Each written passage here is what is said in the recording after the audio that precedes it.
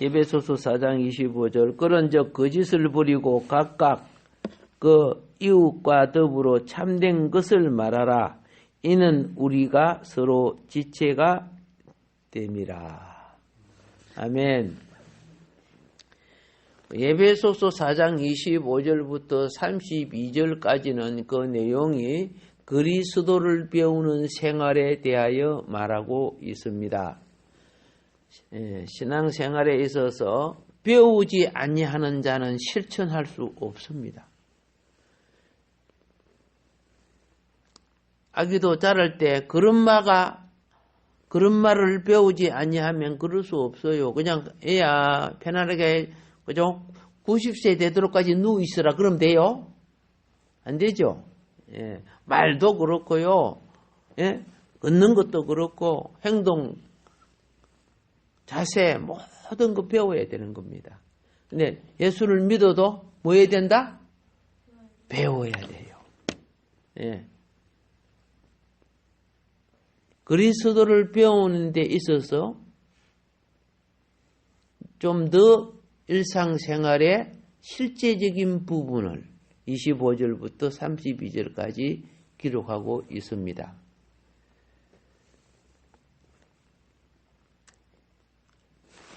이 내용 속에는 분을 내어도 화낸다는 그 말이죠. 그러니까 화내는 것, 도둑질, 악독, 분노, 떠드는 것, 해방하는 것, 악의, 그죠? 요런 타락한 사람 속에 다 있어요. 이걸 얼마만큼, 그죠? 다루고 조정하는가가 참 중요해요. 그러니까 욕을 자꾸 하면요, 욕의 능력이 더해져요. 화를 자꾸 내면, 그죠? 예. 그, 화가 더해져요. 그러니까, 하나님이 보시기에 합당치 못한 것은 내 의지가 그걸 극복해야 됩니다. 인격이란 것은요, 그릇된 것을 극복하고 하나님이 창조하신 참 사람의 모양으로 자라가는 것이 인격이에요. 그런데 막 욕을 밥 먹듯이 해고 그게 무슨 인격이 됩니까? 참 사람의 인성으로 자라야 좋은 인격이 되고 좋은 인격이 되어야 하나님의 영광을 나타내는 도구가 돼요.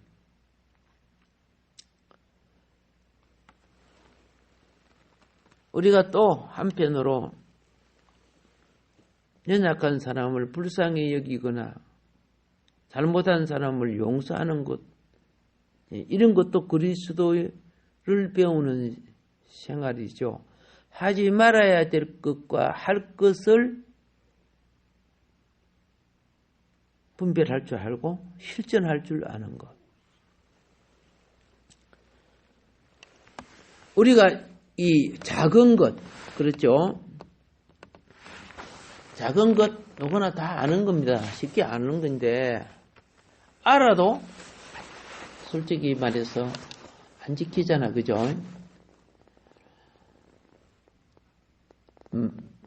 사도 바울 선생님이 우리에게 신앙생활의 바탕이 되는 기본, 교리적 기본을 말하는 게 아니고 생활의 기본.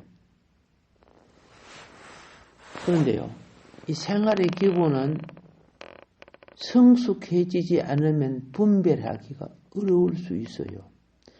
왜냐하면 어른이 예수님도 보면 막 독사의 작실죄라 막 욕하는 거 나오죠.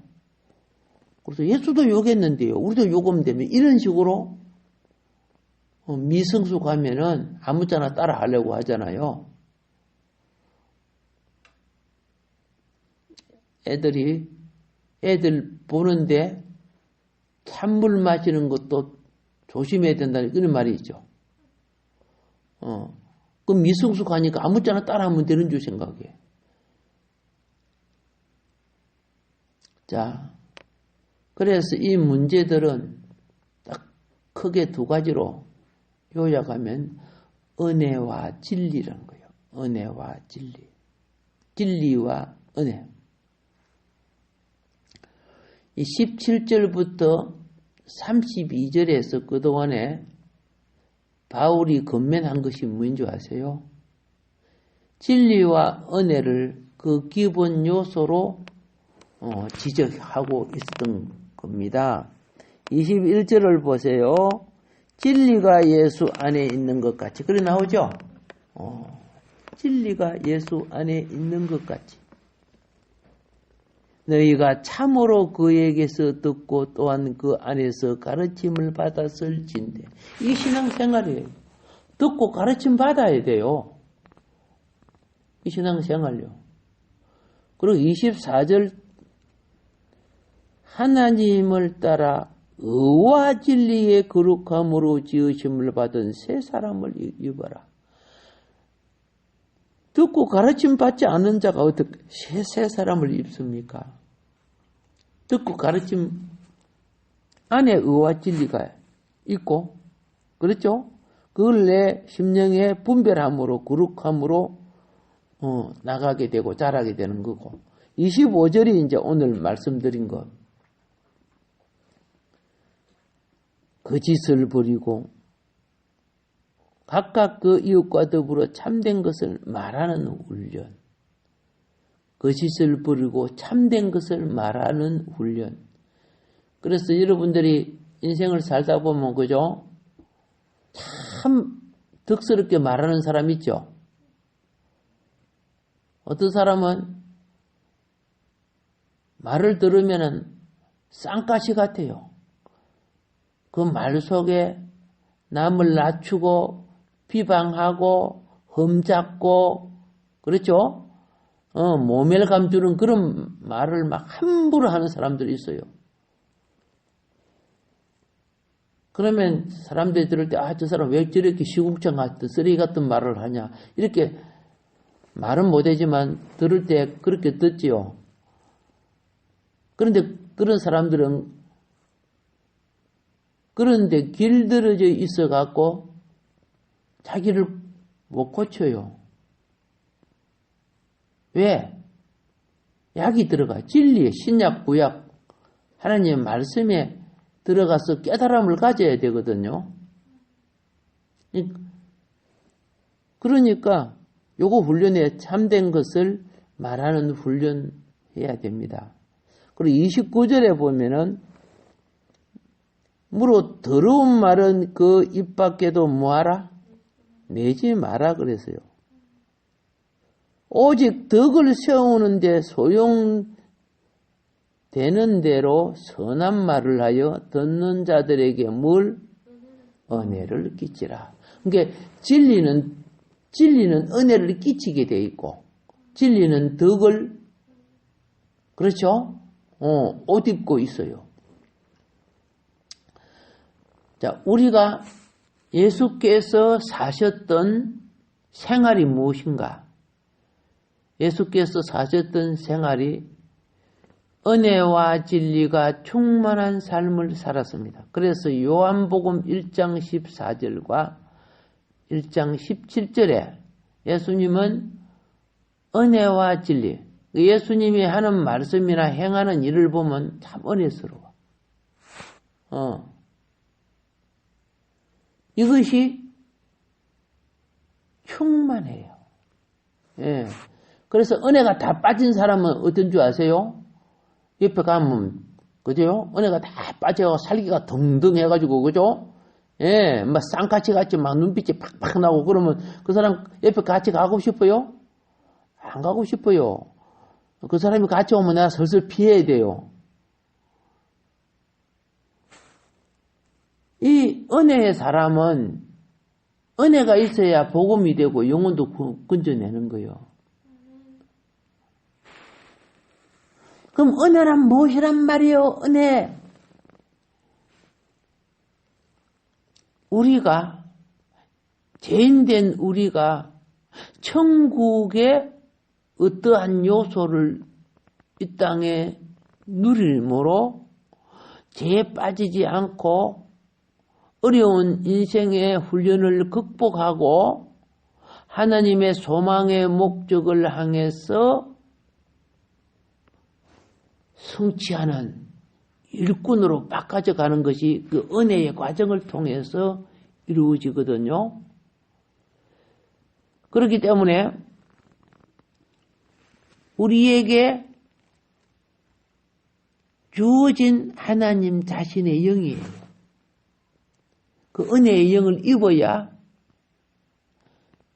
그게 내 마음 아니고 주님 마음인 걸 알아요.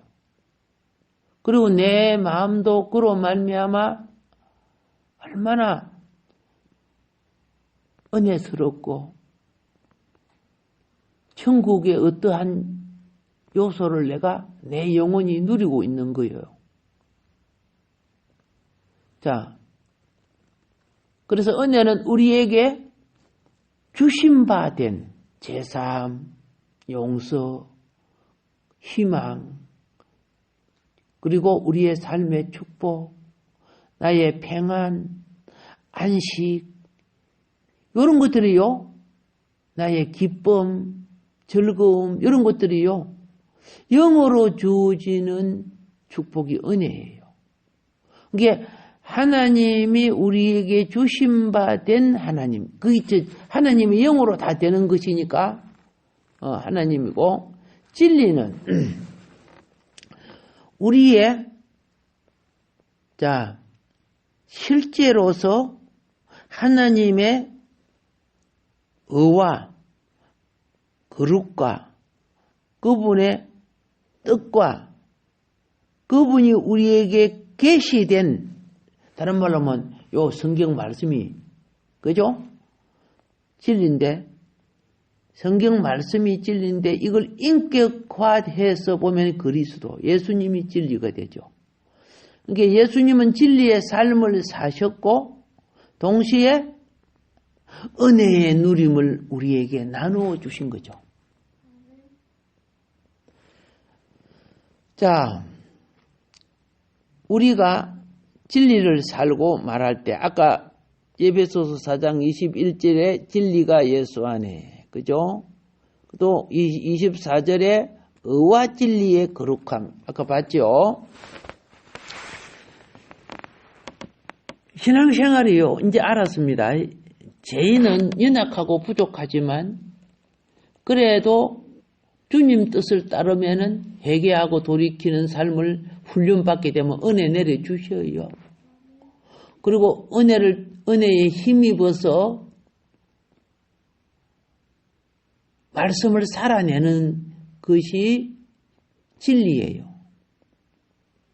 그러면 말씀을 살아낼 때 옛날에는 내 자랑, 내 기능, 내 수고, 내 똑똑함, 내 학력, 내 여러 가지, 그죠? 내 배경,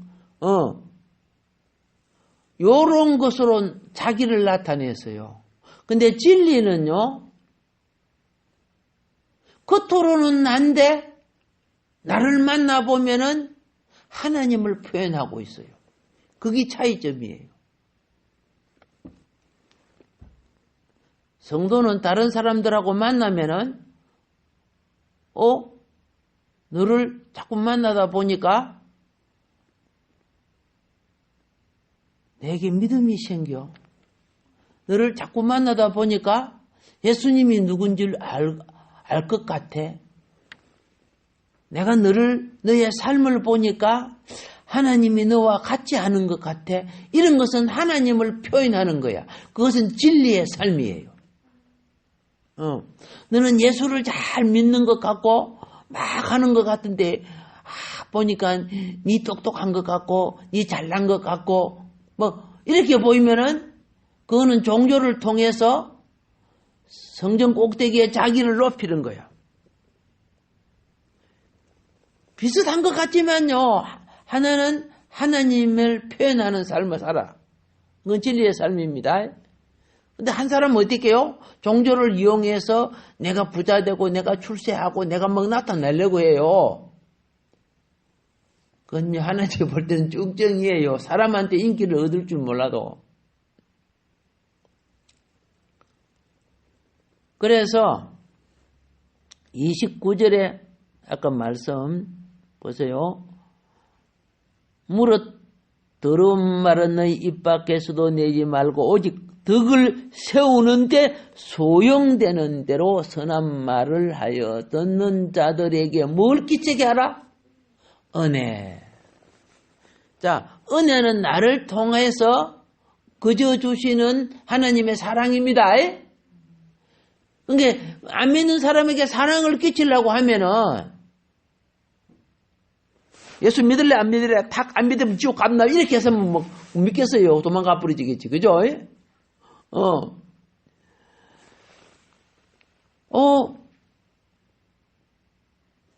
너를 자꾸 만나니까 네 말하는 것과 행동하는 것과 남보다 더 남을 섬기려고 하는 것과 수고하는 것 보니까 내 마음이 너무 좋아. 너 믿는 예수 나도 믿고 싶어. 이렇게 하면은 나를 통해 하나님이 표현되는 겁니다. 그게 은혜를 끼치는 거예요. 그게 은혜를 끼치는 거예요. 신약에서 은혜와 진리는요, 한 짝이에요. 나눠질 수 있는 게 아니에요. 진리가 있으면 은혜가 샘솟게 되고, 은혜가 샘솟는 곳에는 진리의 근원이 있고, 그러니까 한 짝인데 요한복음 1장 14절에 말씀이 육신이 되어 우리 가운데, 그죠? 말씀이 육신이 되어 우리 가운데 거하는데, 그렇죠? 그런데 말씀이 우리 가운데 딱 거하니까 일어나는 현상이 뭐냐? 은혜와 진리가 충만하더라. 요한복음 1장 14절이죠. 그러니까 우리가 하나님 말씀이 내 마음에 거하면 은혜와 진리가 성령으로 채워지게 되는 거예요. 그런데 말씀이 그냥 머리통에만 들어가 앉아갖고 달달달 애우기나 하고 막 잘난 체하고 막 그러면 바리새인이 돼. 바리새인도 말씀 많이 알잖아요. 그런데 가슴 속에는 은혜와 진리가 있는 게 아니죠. 시기, 질투, 미움, 이런 거 있잖아요. 돈을 사랑하고, 예수 미워하고, 이런 거 있죠. 머리통으로는 많이 아는데, 말씀이 마음판에서 생명나무로 자라지 못해서 그래요. 그런데 주의 성령이 오셔서 말씀을 받는 여러분 속에, 그죠? 들어가니까 은혜와 진리가 충만하다. 예수님이 그러신 분이고, 우리도 예수 닮아가는, 우리도 그렇게 되니까 우리를 그리스도인이라고 하는 거예요. 자, 그래서 요한복음 1장 17절에 은혜와 진리는 누구를 통해 온다고 되어 있어요? 그렇죠. 예수 그리스도를 통해서 온다고 말하고 있잖아요. 이제 우리도 알았습니다. 은혜와 진리가 한 짝입니다. 예. 그러니까 여러분 신발 신을 때, 그죠? 이 둘 한 짝, 하나로 한 짝이 돼야죠. 그죠? 하나를 잊어버리고 하나만 꺾고 이렇게 다니면 안 되잖아. 그죠? 예. 짝을 맞춥시다. 그리고요, 은혜와 진리가 한 짝인 것처럼 사랑과 빛도 한 짝이에요. 요한복음에는 은혜와 진리가 있고 요한 1서에는 사랑과 빛이 있습니다. 예.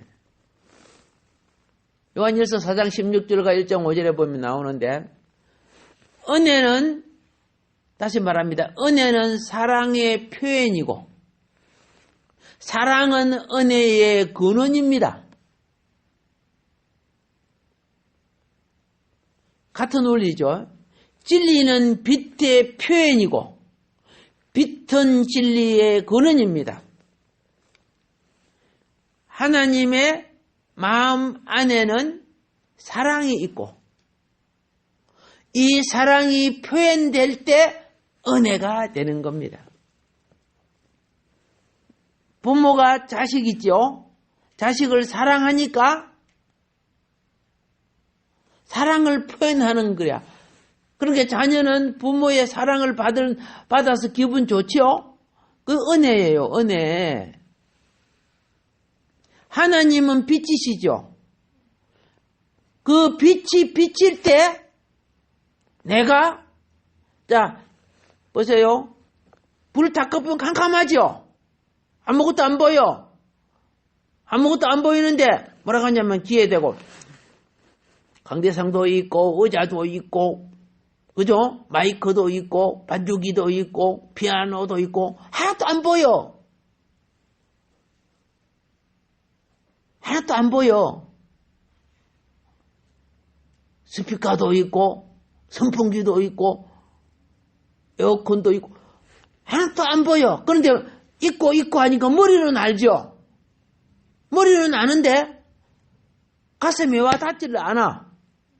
성경을 읽을 때요. 머리로 보고 가슴에 와 닿아야 돼요. 그러면 이게 가슴에 와 닿으려고 하면 어떻게 해야 돼요? 빛이 있어야 돼요. 오늘 새벽기도 하는 여러분들 빛이 있으니까 다 보이잖아요.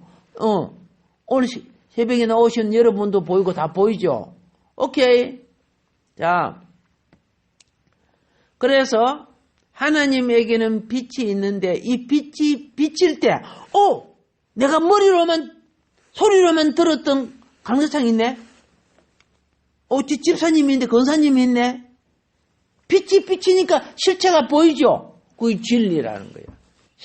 진리를 실제라고 하는 거예요. 자, 그래서 은혜와 진리에 하나님 안에 있는 은혜와 진리. 예. 이 근원으로 거슬러 올라갈 때 우리는 사랑과 빛 안에 있게 된다는 것을 발견하게 됩니다.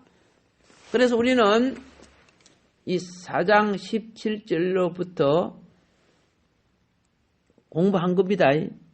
그 32절, 4장 마지막 절이 32절이죠. 여기에 겉면의 핵심적인 내용은 딱 진리와 은혜예요. 알겠죠? 예.